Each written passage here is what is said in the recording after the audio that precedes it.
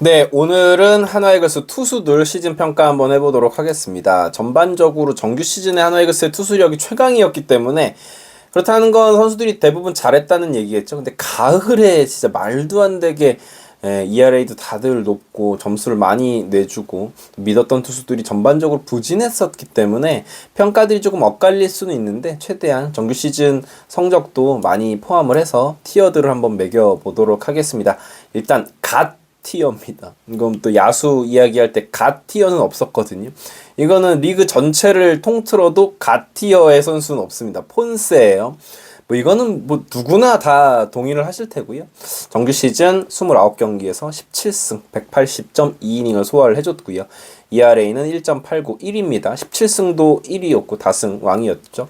ERA도 1위 252 탈삼진은 당연히 리그 1위에다가 역대 KBO 리그 한 시즌 최다 탈삼진이에요.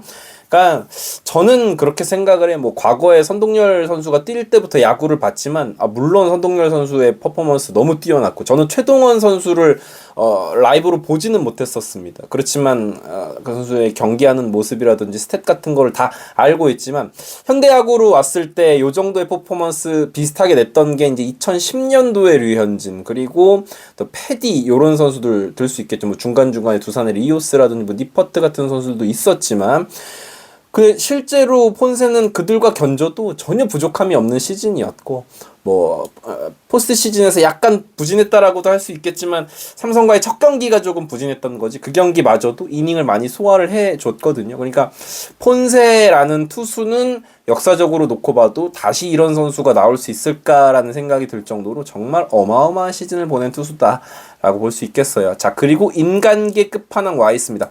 보통 우리가 와이스에 대해서 하는 오해가 뭐냐면 이 선수는 이선발감이다라고 말씀을 하시는데 리그 전체 WAR 5위예요. 폰세를 제외하면 이 선수보다 WAR이 높은 외국인 투수, 그러니까 전체 투수, 국내 투수 다 포함해서 3명밖에 없습니다. 아리엘 후라도, 제임스 네일, 그리고 SSG 앤더슨까지. 그러니까 그 3명 다 최고의 투수잖아요. 그 바로 밑에가 이제 와이스니까 사실은 1선발로 뛰어도 손색이 없는 선수다. 물론 이제 아쉬운 경기들이 있지만 아쉬운 경기가 없는 투수는 세상에 존재하지 않기도 하고요. 정규 시즌 16승입니다. 대단했죠. 178.2이닝, ERA는 2.87에 207K. 한 시즌에 두 선수가 200탈삼진을 넘길 수 있다는 거는 어마어마한 기록이다라고 할 수 있겠죠. 포스트 시즌도 훌륭했습니다. 3경기에서 1세이브, 15.2이닝, ERA는 4.02. 와이스 역시나 삼성과의 첫 경기에서 조금 부진했었죠.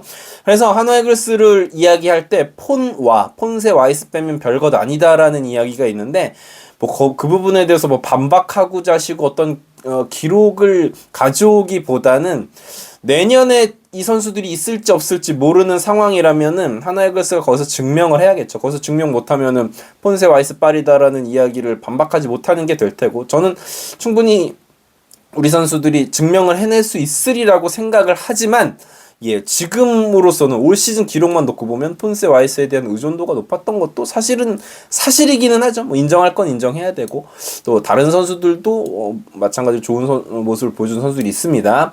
매우 잘함 티어입니다. 일단 류현진 선수 포스트 시즌의 지표가 물론 안 좋았고 실망스러웠던 부분도 있었지만 마지막 경기에 류현진 선수가 올라와서 감동을 준 부분 잊지 못할 것 같고 정규 시즌 류현진은 대단했습니다. 뭐 리그 전체를 통틀어도 국내 투수 중에 거의 최상위권의 활약을 펼쳐줬죠. 26경기 9승 승운이 좀 따르지 않았지만 139.1이닝 ERA가 3.23이었습니다. 탈삼진도 122개를 잡아냈고요.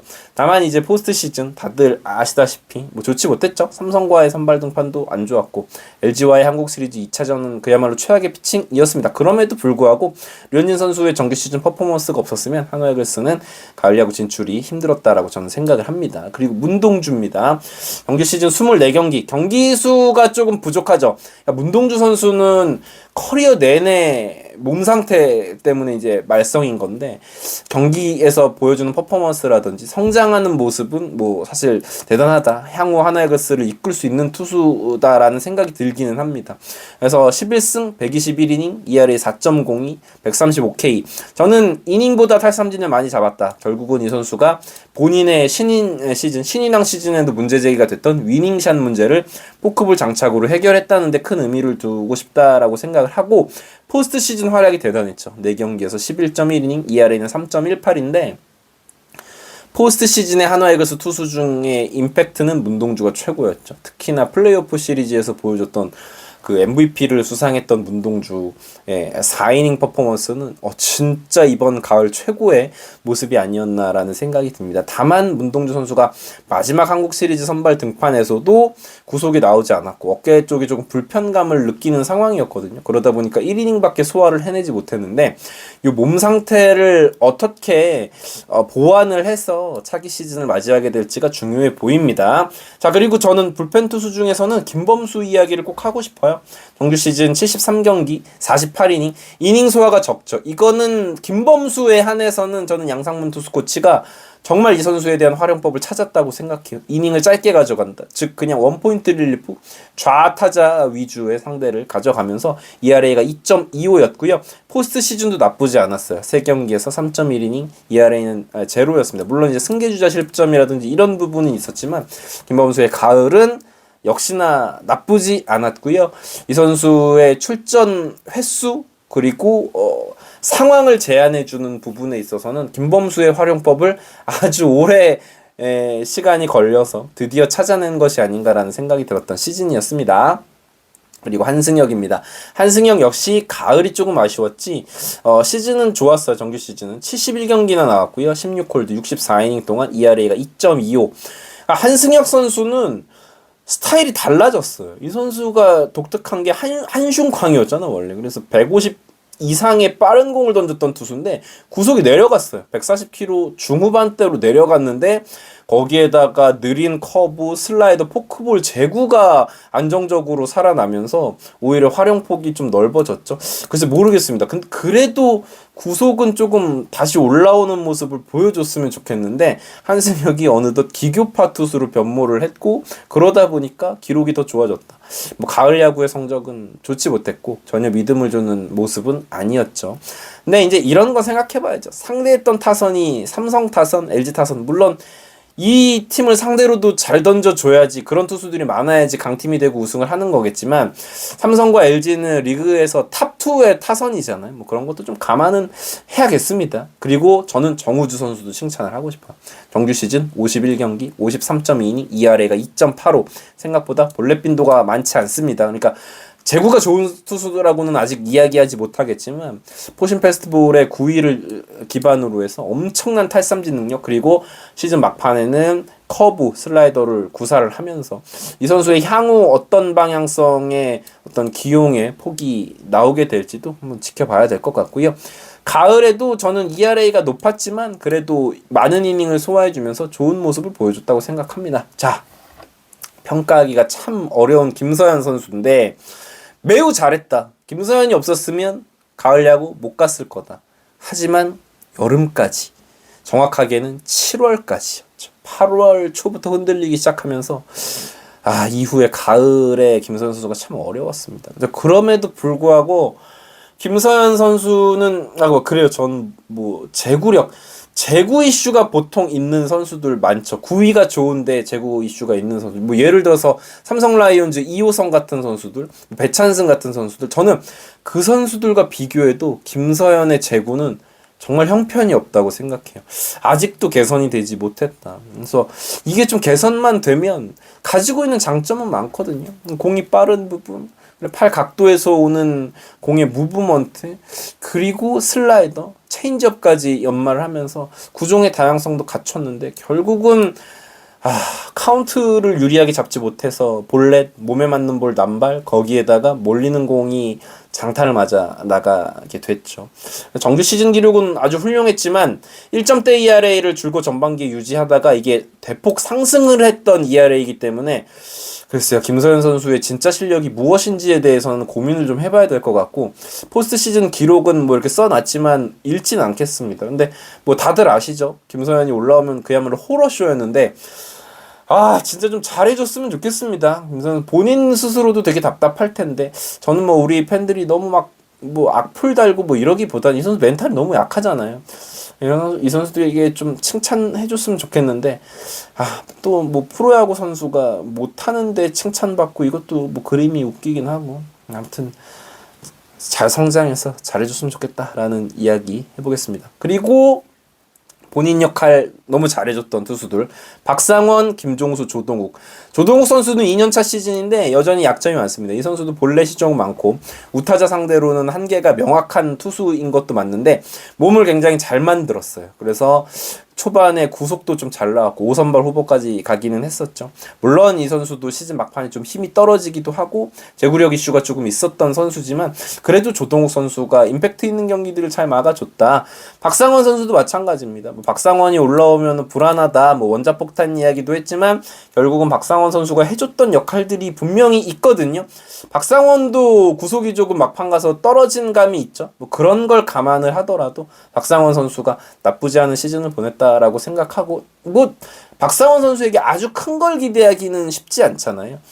내년에는 또 좋은 몸 상태에서 던져줬으면 좋겠고 김종수 선수도 칭찬을 하고 싶어요. 이 선수는 사실은 전력 외로 분류가 됐었는데 이 김종수 선수가 불펜에 가세를 해주면서 양적으로 상당히 좋은 역할을 해줬다. 가을에도 플레이오프에는 엔트리에 들지 못했지만 한국 시리즈에 엔트리 들어서 물론 한국 시리즈 자체가 경기가 조금 어려웠기 때문에 뭐 그럴 수 있지만 그래도 이 김종수 선수로 인해서 불펜 뎁스가 갖춰졌던 하나이글스였다라고 볼 수 있겠습니다. 아쉬운 투수 주현상 선수 포스트 시즌 너무 잘해줬어요. 특히나 한국 시리즈 때 나쁘지 않았는데 저는 뭐 포스트 시즌 기록 먼저 읊어가면서 아쉬움을 이야기하자면 다른 의미로 아쉽습니다.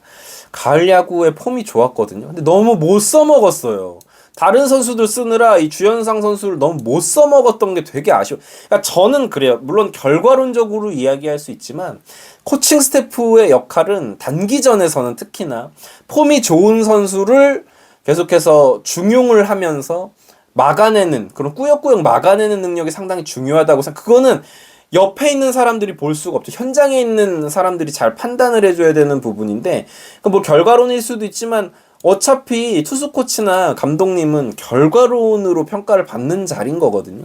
저는 주현상 선수의 활용을 제대로 해내지 못한 게 사실 못내 아쉽기도 하고 정규 시즌에는 너무 안 좋았죠. 48경기에서 41.2이닝, ERA는 5.18. 그러니까 이 정규 시즌에 안 좋았던 모습 때문에 중용을 하지 못했다라는 뭐 생각이 들기는 합니다만 결국 주현상 선수가 시즌 시작하자마자 마무리해서 이탈했고 김서현 선수가 바로 이제 보직을 전환해서 굉장히 잘은 해줬는데 결과적으로는 그 시즌 초반의 선택이 마지막에는 이렇게 뭐랄까요 재난으로 다가왔다고 해야 되나? 결국 주현상 선수가 잘 해줬고 뭐 시즌 초 구상처럼 마무리로 잘 해줬다면은 이런 결말이 안 나왔을 수도 있다라는 또 결과론이죠. 주현상 이야기를 하면 결과론으로밖에는 귀결이 될 수밖에 없는 것 같고요. 황준서도 저는 아쉬웠습니다. 뭐 기록들이 아쉽다기보다 황준서가 성장한 모습을 보여주지 못한 게 되게 아쉬워요. 그러니까 이 선수는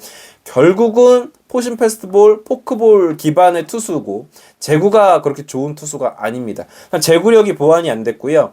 제3구종이 장착이 안 된 게 상당히 아쉽습니다. 사실 SSG와의 정규 시즌 경기에서 커브를 섞어가면서 상당히 좋은 피칭을 한 경기도 있었지만 그 경기 하나뿐이었어요. 결국 좌투수가 커브, 슬라이더 이런 공들을 좀 자유자재로 던질 수 있어야 되는데 황준서는 이제 그런 모습을 보여주지 못한 부분이 굉장히 아쉽다. 자, 그리고 멸망.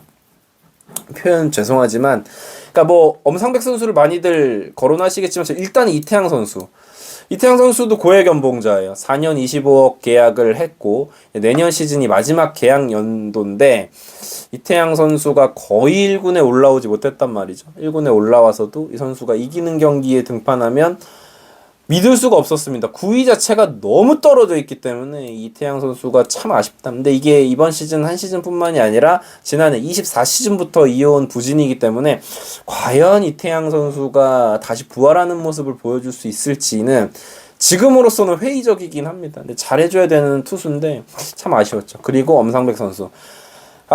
참 저는 그렇게 생각해요. 어제 뭐 안치홍 선수를 이야기하면서 안치홍만 괜찮았어도 하나이글스가 이렇게 마지막에 어렵지 않았을 거라고 말씀을 드렸는데 그 지분은 저는 엄상백 선수가 더 크다고 생각해요.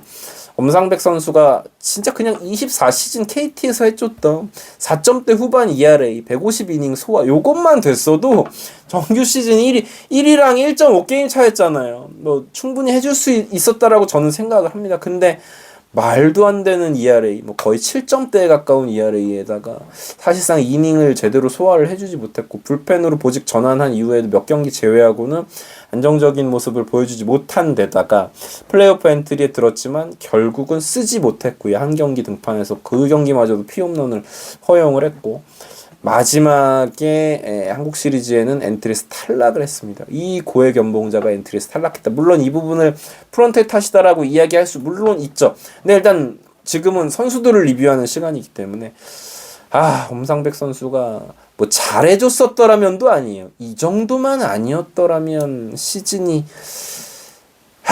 그렇습니다. 뭐 아쉬움도 있었지만 전반적으로 선수들이 잘했죠. 잘했으니까 2등을 했던 거고요. 뭐 끝에 마지막에 지고 끝났으니까 아쉬운 이야기를 했지만 우리 하나이글스 투수들은 더할 나위 없이 잘해줬다.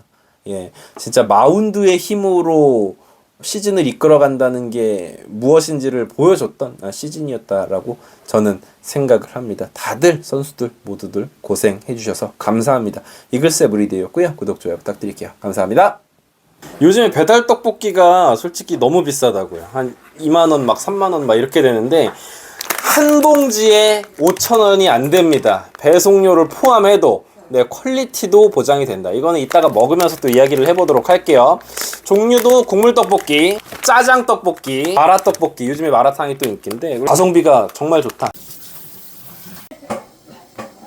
말이 안 되는 게 이게 세 접시가 12,000원이 안 돼요. 오리지널부터 한번 먹어보도록 하겠습니다. 제대로다. 짜장 떡볶이 매니아층이 있잖아요.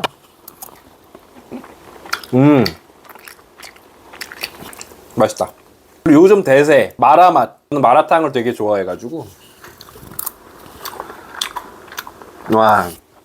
저는 이게 대박인 게 보통의 마라맛을 표방을 하면 흉내만 내거든요. 이 정통적인 마라맛이 딱 스며들어 있어요.